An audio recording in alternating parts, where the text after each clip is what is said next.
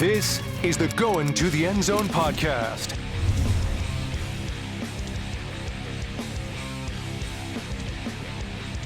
Welcome to our very first Going to the Endzone podcast of the brand new high school football season. Jack Burney, Nicole Christina, I'm Grant Pugh. As you can tell, we brought the show on the road this year. We are coming to you from Terre Haute South High School, host where the Terre Haute South Braves will host Plainfield Friday night at 7:30 as we kick off week 1 of the high school football season. Guys, happy to be back on a podcast and do the podcast on the road. Great to be back. Football season's one of the best seasons, so I'm glad to get it rolling here. And it's your first Endzone podcast. I know. It'll be your first Endzone show. Are you excited? Oh, of course. Yeah. You know, basketball is king here in Indiana, Right. but I've heard football is, close second. Oh, you know? yeah. Mhm. Oh, yeah. You're going to have a great season. And it is so cool to be out on the road. I know. This is And awesome. the weather, we have to shout out to Yeah. Jesse and Dan Yeah, for thanks. great weather for Yes. week 1 of the high school football Mhm. season. Great to be outside.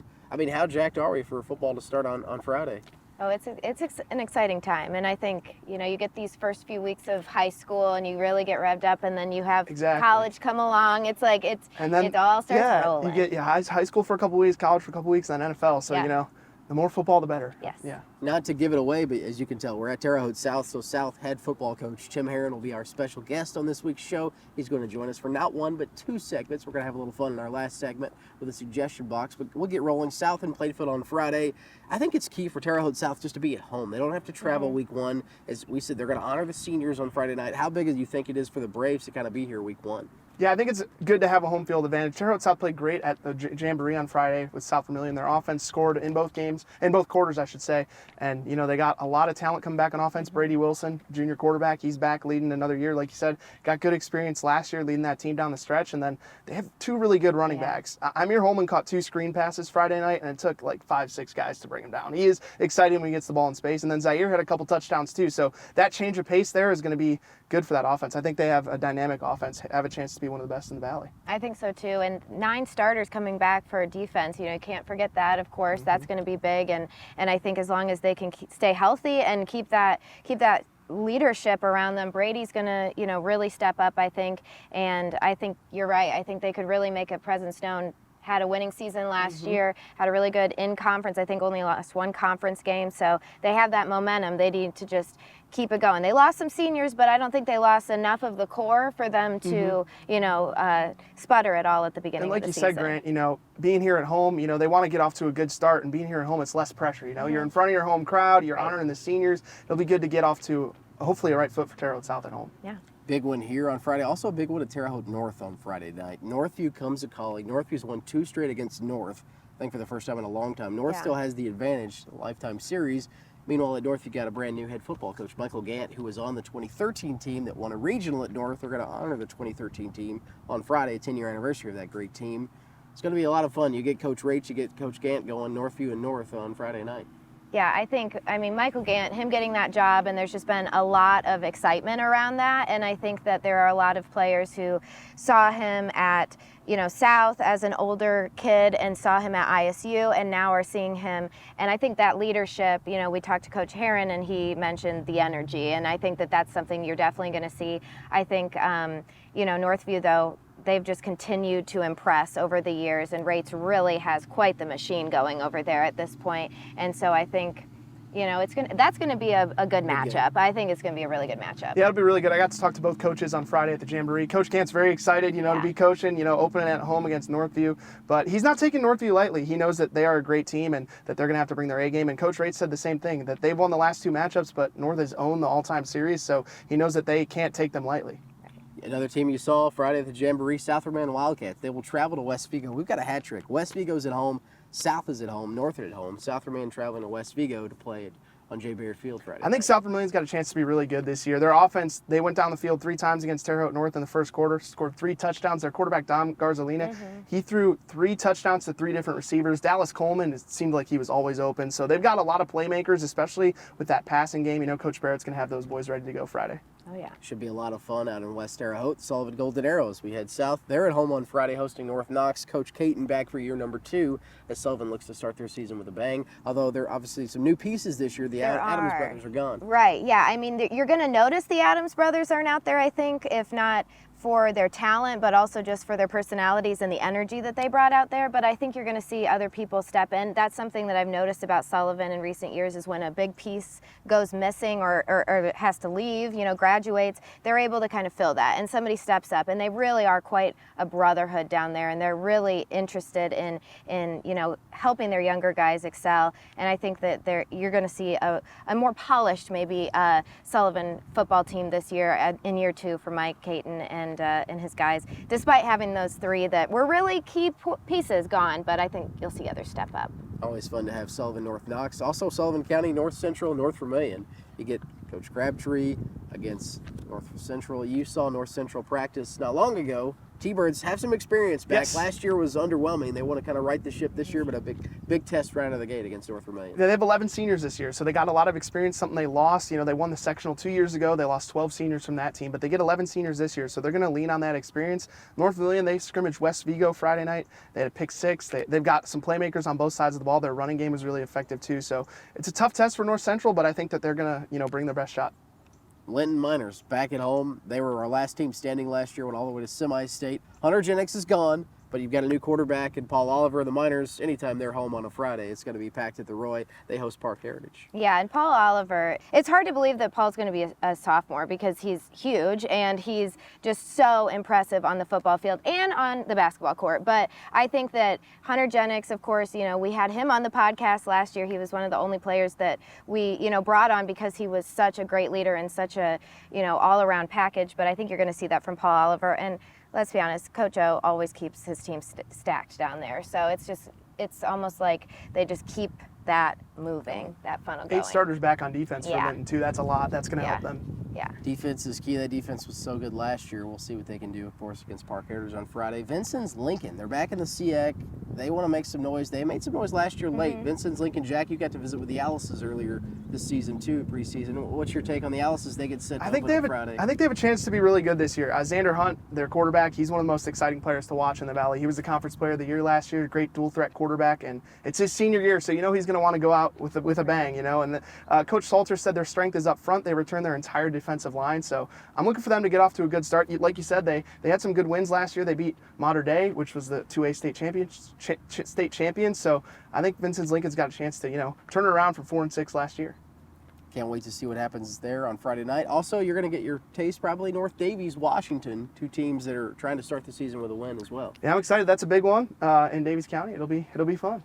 Close proximity there. Riverton Park also at home on Friday night. They're hosting Pike Central. We can't wait. We'll have you covered going to the End Zone Friday at 11 on WTWO. Jack's first taste of Yeah. Oh, yeah. the End Zone. Let's Nicole, go. any advice you would give Jack as we get set to kick off this high school football season here in the great state of Indiana? As much as you can, take snacks, but also think strategically about where you might be able to stop to eat, because that's a good part of your food is key. And I would also say just, soak it in. I mean, there's so many great communities that you'll get to meet, and so many great student sections, and obviously basketball season, like you said, it's king and it's really fun, but being outside in the elements, there's nothing like it, and you really do get those Friday night lights, so enjoy it. Oh yeah, it'll be great. I'm looking forward to it. We can't wait for week 1. Hey, we are just getting rolling on the podcast. Tim Herron's going to join us next. You're watching our Going to the End Zone podcast here from Terre Haute South. WTWO Sports is proud to cover the Wabash Valley and its student athletes. We honor your hard work and dedication. Over the years, you've brought home championships and trophies back to the Valley, which has brought many local communities together. Here at WTWO, we're excited to usher in another chapter of high school sports. Watch WTWO Sports with Grant Pugh and Jack Burney as they feature all the best local athletes from around the area. Welcome back to our Going to the End Zone podcast. As you can see, we have taken things on the road this year. We were at Terre Haute South High School in the End Zone for Going to the End Zone. Our special guest, Terre Haute South head football coach Tim Herron. Tim Herron, Coach, thanks for joining us this week. We're ready to get the football season started. Hey, great for coming out here. I was looking forward to coming down to see you guys, but I'm glad you're out here and we get to hang out on the field tonight. Do you need any extra incentive week 1 of the season? I mean, you guys have been going against each other all summer long, and then camp starts a couple weeks ago. I mean, your guys are chomping at the bit to probably go against someone else on Friday. Yeah, they're getting tired because the last week and a half of camp, You know, the defense knows the offense plays, offense knows the defense plays, so guys start cheating and you get guys angry with each other.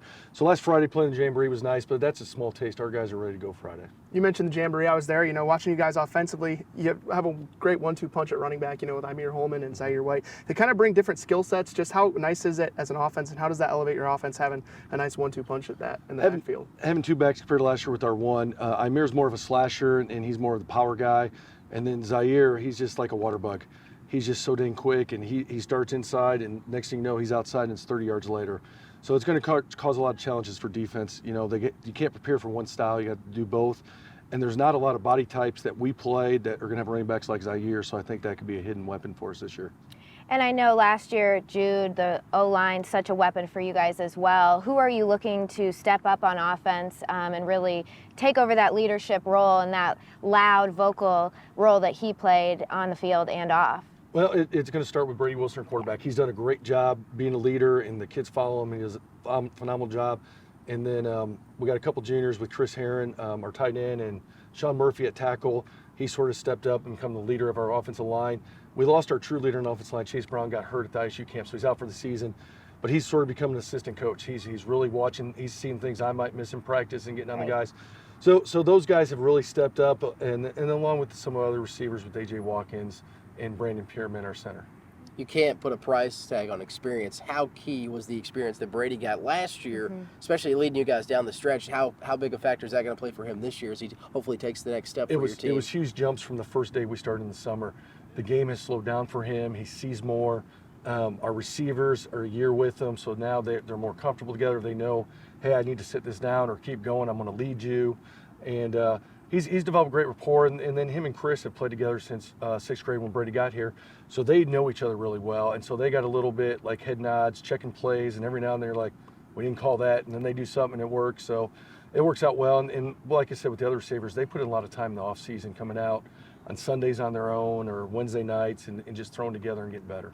Coach, 6-4 a season ago. It was the first winning season, I believe, since 2014. Just having that success last year, does that motivate you guys going into this year to be like, we're here now, we're ready to compete year in and year out? It was, because we really felt week one last year, we got beaten the last 8 seconds of the game, and we really felt like we didn't play well early, and then the blocked field goal at the end against Franklin in the sectional. And so that left a bad taste in our mouths, even though we had a good season. And those guys used that all season. In the weight room, anytime a guy got tired, someone was coming, they say, hey, remember what happened that last game? They don't want that to happen again. So we're really hoping we could build off of that and have a great start to the season. And I know that looking ahead, rivalry week, we'll be able to check with you as well on that week. But, looking at Gant as a coach, as someone who has seen him since he was a player and then a player at ISU, when you think about that rivalry and that matchup coming in a couple of weeks, what stands out to you as something that he's going to bring as a new first-year head coach that you're watching for already? He's going to bring a lot of intensity. They're going to play hard. I was fortunate enough, Michael's the same age as my oldest son, so I actually got to coach him in middle school. So I was one of the coaches back then coaching him. So I've known him since he's been in 5th, 6th grade. And I think he's going to do a great job. And he's just going to bring a lot of intensity. He's got that young energy, and they're going to play hard. And that sometimes if you can do that, the rest of it will fall in place as you get going. How has the addition of Amir Holman certainly helped your football team as well? That stable of running backs that Jack talked about. Besides running back, at corner, he's going to help us in safety. But just his leadership skills. He's played with these guys all the way through. He's best friends with a lot of guys that are here. And it's been a smooth transition. He's going to be a guy that when things get tough, I think he's going to stand up and tell the team, hey, this is what we need to do. And I think they'll follow him that way. He's almost like an old soul. He's got that personality. I mean, just talking to him, he's very impressive. He's 18 going on 50 when you talk to him. He's very well-versed. He's going to be very successful outside of football when he's down the road. But he's a really talented football player, too. Coach, you obviously got to see your team perform against other teams at the Jamboree. Just what are some strengths you think going into this season for your football team, and what kind of stood out to you on Friday night? Defensively, we have 9 starters back, and I was really happy with our 2 safeties. We're playing faster than we did last year, and Coach Shannon Jackson's our defense coordinator. Last year we were pretty basic. It was first year with his defense. This year we're a lot more advanced, and they picked it up on the fly. And so our defense could be a really strong point this year, and then I think we'll run the ball well, but I really think our passing game's got a chance to take off this season.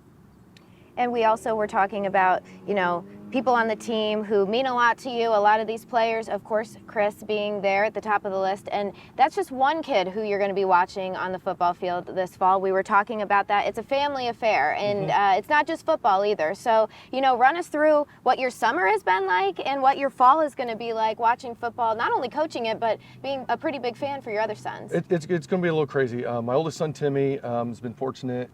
He got to play Major League Baseball, so I've been to Seattle, Cleveland 5-6 times. We were at Wrigley Field, got to watch him play. Maybe sneak away if he bumps back up towards the end of the year and thinks he's going to have a chance. So maybe get away and watch him one more time.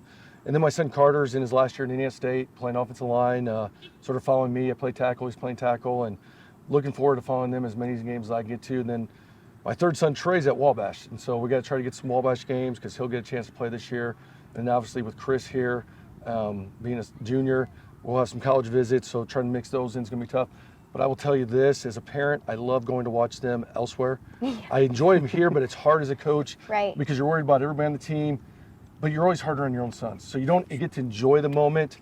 Timmy, we won sectionals, won conference that year. I enjoyed it, but I look back, I'm enjoying it more thinking about it, but I love going to ISU, Wabash, watching him play baseball, sitting in the stands, just being a dad and not have to worry about anything else. So that's probably the best part about it. Yeah, and I know that Carter being a tackle now and really stepping up as he's matured on and off the field, what has that been like to watch him from the stands and see where he started to where he is now? It's unbelievable, and people still don't believe me. He played here at 215 pounds his senior year at 6'7". Now he's about 305, and I think I'm kind of a big guy, but when I stand next to Carter, I feel small. Yeah, he's a big guy. I really guy. do. He's just a big person, and he's really matured. He's young for his age, but he's figured it out, and I think he's finally getting some of that meanness he needed to play in the offensive line, and I'm looking forward to watching him play this year. Yeah. How does your wife handle all of this too? Not alone, yet alone feeding these boys a 300-pounder, but it's a lot. Yes, feeding's the crazy part. It's a little bit easier now because when they were all younger, I'd be coaching here, but getting them to youth practices or picking them up, and ours having the calendar 4 days, all week, and then Saturdays, and so it's slowed down a little bit where her busies are Friday, Saturdays with us, and she enjoys it. She loves going to watch, and she's probably the fan that they hear more in the stands because she'll cheer for everybody, but she's always been known as the loudest teacher at her school, and she's won that award, and she's proud of it. Coach, let's look ahead a little bit to Friday night. You guys got Plainfield here. Senior night, you're honoring the seniors before the game. Just talk about, some keys for you guys to, bring home a victory and, like you said, start the season off on a good note. Keys are going to have to start fast because, again, haven't had a chance to do many live special teams, and we know special teams can affect a game dramatically. I think we got a great kicker in Griffin Runyon from PATs and kickoffs, but we got to play really good on special teams and defense early. Offensively, I like where we're at, but you don't know what wrinkles they're going to throw at you. They had a scrimmage too, and they were pretty basic.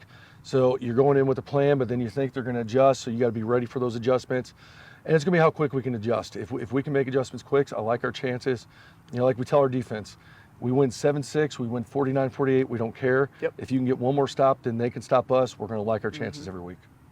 Coach, you want to stick around for another segment? Yeah, no, I'm having a lot of fun. It's good. We're South Plainfield Friday night right here. Don't go anywhere or more. Going to the Endzone Podcast coming your way. We're going to open the suggestion box right after this. WTWO Sports is proud to cover the Wabash Valley and its student athletes. We honor your hard work and dedication. Over the years, you've brought home championships and trophies back to the Valley, which has brought many local communities together. Here at WTWO, we're excited to usher in another chapter of high school sports. Watch WTWO Sports with Grant Pugh and Jack Burney as they feature all the best local athletes from around the area. Welcome back to our Going to the Endzone podcast. We are live on location at Terre Haute South High School. South will host Plainfield coming your way on Friday night. Coach Aaron is going to join us for the second segment. We're going to open up the suggestion box. A lot of random questions in here. Coach, you're going to get the first one. We'll see what This is the first time we've done this. This is very exciting. I hope the handwriting is legible. I think it is. Best tailgate food. Ooh, It's a good one. that was one of my questions. Brats. Brats. Classic Can't beat answer. And what do you put on them? That's going to sound strange. I'm just a ketchup guy. Just ketchup. Just ketchup. It's not bad. In a bun? And a bun. In a And bun. Ketchup Ketchup and bun. in a bun. Okay. Okay. What about a side? That's tough. Can you tell who who put that question in there? I was like, I need to talk to you about food. I would say best side, probably just pretzels or chips because they're a Okay. little bit easier to eat. Yep. Yeah. You know, we've done potato bar. That's usually good, but potato bar and brat's hard to do together. So. Yeah. Okay. Do you guys have a Yeah, I was gonna yeah. Just a classic burger guy, you know. burger. Classic You burger get them on guy. the grill, you know. That's what tailgating's all about. It's hard to beat a brat. I think Yeah. ribs are good too if you have time. You know, a night game Ribs you are have good. time to Yep. smoke Yeah. some ribs or something, but or you always pre-make them and just warm them up on the grill there. But I think Nothing something wrong. good in a crock pot, like that. And when you get Okay, closer to the end okay. of the season, like some of the stuff that I Gets don't know, cold, yeah, yeah, some of the stuff you'll come up with for a crock pot, and you can kind of scoop that out. Maybe even a chili on like a cold morning. go. Yeah, that's pretty good. food But- definitely will taste Yes. better You just at a gotta- football game. You Yeah. just got to have a theme. Right? Whatever it Yes, is. just You a can theme. We Yes. have to have a theme. We've done that at ISU. We've had soups days. We've had Yeah. potato bar day, and Yeah, come Keeps up it with a theme. fresh. Yeah, Yeah. gotta change have it a up. theme. I love it. I love it. All Okay, right, another one. another one. You Yeah. want me to pick this one? Go for it. Okay. Mix it up. There you go. All right. Favorite junk food? No. We're going to you first Yeah. again. They're going to me. Don't say brat. No, it's not brat. Brat's not junk food. I Is know. No, it's not. It's healthy food. Come on. No, my favorite junk food's probably ice cream. Ice cream's classic. Good yeah. ice cream. What flavor? Yeah, thank you. Chocolate or chocolate mint chip. Okay. Nice. One or the other. Yeah. You like the classics. Yeah. Chips, I'm a old hot school. dog, Yeah. Yeah. chocolate ice cream. Can't beat it. Keep it simple. I'd say peanut butter cup ice cream or just simple Reese's peanut butter cups. Those are Oh, like that's a good the call. guilty Very good. pleasures, you know. I feel like I'm that person that gets stuck in like a chip bag. Like junk Right. food, Chip like yourself just to death, really, yeah. just like really, all of a sudden it's just the end that you're crunching on it all, Right. yeah, out of nowhere. I'll go candy, Sour Patch, Yeah. Skittles. Oh I yeah. like both of those. You like the watermelon? Yeah. Sour Watermelon and Patch? Sour Oh, yeah. Patch are good. Anything you can sneak into the movie Also, theater. yeah, and Yes. the nerd clusters. Have you guys had Oh the yes, nerd those are those. really Those good. are really Those good are too, really good. so- Awesome. And That's a good one. Reese's are good too if you have a Oh, chocolate yeah. sweet tooth. Yes. All right, next. You want, I'll yeah. grab, then I'll mix them up here. All random questions, by the way, so we'll see what. Oh, most overrated sports movie. We'll let Coach go first again, too. I'm probably going to get booed on this. Rudy. I That's agree. okay. He was offsides. Yes. We were talking about it before. Yeah. That's a probably the good most answer. overrated for me. I'm trying to think. We were talking about Bull Durham, kind of. I like that movie. I think it's funny, but it's not like a top-end baseball movie, in my opinion. I mean, I feel like before this week I still would have said this, but The Blind Side. But now it's like not only It's maybe, topical. but That's- now that's it might good. I not didn't even think be about overrated. It's just not even. We don't even know how Right. And what accurate happened. it was. But It's I worth a- did think it was overrated before this all Yep. came out too. Should Yeah. give back the Oscar now? Probably not. But Yeah, that would Like be Reggie versus retroactive. Heisman, Yeah. yeah. That'd be funny. Yeah, I would probably go with Rudy, like Coach said Yeah. too. Not to take any flack, but yeah. You It's know, okay. and the baseball, yeah, I'm more of a natural guy. Major League. Bull Durham's Major League's good, but great. Moneyball. Major League, I Moneyball's a love really Moneyball. good Yep. baseball movie. Yeah, for sure. All right, Awesome. Jack, Okay, Jack. You're up. All right. Let's see. I feel like I can't pick the one on top, so we're going to go with this one. Let's see what I wrote. Favorite junk food? Why are we Oh, my putting them bad. back Sorry, in? that's my bad. Oh, geez. Just give yeah, I'll And just- you mixed that up. I know. I messed up the game. I'm not gonna get to hold this We're next hungry. week. If you can't tell, we're getting hungry. Favorite holiday? You know, classics. I've always been a 4th of July guy. Oh. That's a great Fireworks answer. and everything. But now that my kids are older, I'm going to have to lean towards Christmas. That's Yeah. one time we get them all together because Yeah. everybody's everywhere. But 4th of July is right up there with anything because you usually get to grill out. You got fireworks. It's warm. Yeah. Find a pool or Oh beach. yeah. 4th of July. I would say Halloween. I feel like Halloween's an underrated answer. You know, Yeah. candy, you can't beat it. You know, some great parties in college, Halloween parties. You know, dress up. It's great. Yeah, dress up. Okay. I'd say Christmas too, the classic. Can't be Christmas. I'm gonna Yeah. go with Thanksgiving because you don't feel the pressure of buying a bunch of gifts. There you go. True. That's a good And you idea. get food and football. I mean, and friends That's and true. family. And everybody's Yeah. together too. So yeah. yeah, Yeah. you eat a bunch of food, call. watch a bunch of football, take a nap, but you can't go wrong with. Still a family event, but just That's less right. pressure. Yeah, Yes. that's a pretty good one. Okay, well, I think for the most part, this was a successful first First time first with the time for suggestion this. Yeah. box. We'll have this all season. Coach, thanks for Coach. joining us. Thanks. on this Thanks for week's being show. out here, guys. Appreciate South it. and Plainfield, Friday night, 7:30. We'll have you covered on Going to the End Zone. We'll see you next time on our Going to the End Zone podcast.